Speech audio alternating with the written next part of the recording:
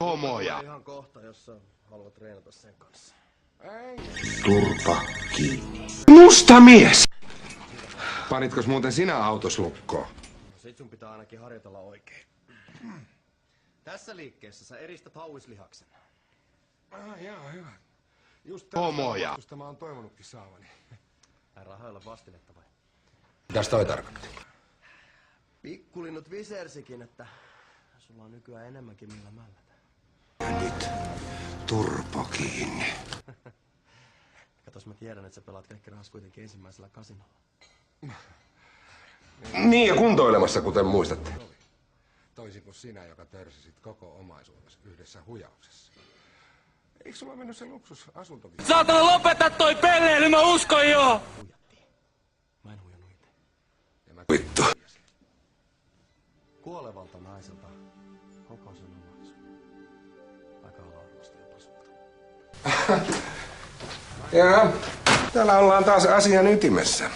Mä tuon kahvit. Mä oon varmaan tulossa syömään tänne. Ai säkö osaat olla hyvä ystävä. Haluut sä turpaas? Hyvät ihmiset, teillä on naisia ja lapsia. Ota tää. Pois tästä. Tai mitä? Kun mä olin elokuvissa. Turha huota.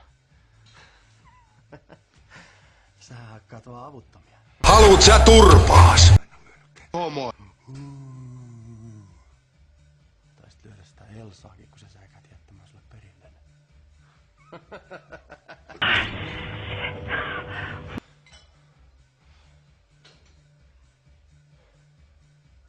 Mitä täällä tapahtuu? Päästikää irti! Molemmat! Tää hullu löi mua! Ossi!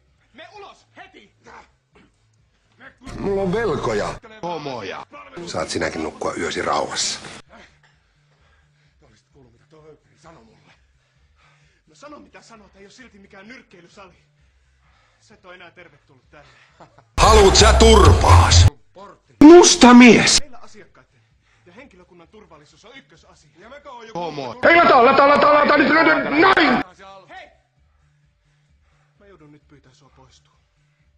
Jahas. Sä oot välillä niin idiootti. Ken leikkiin ryhtyy, se leikin kestäköön.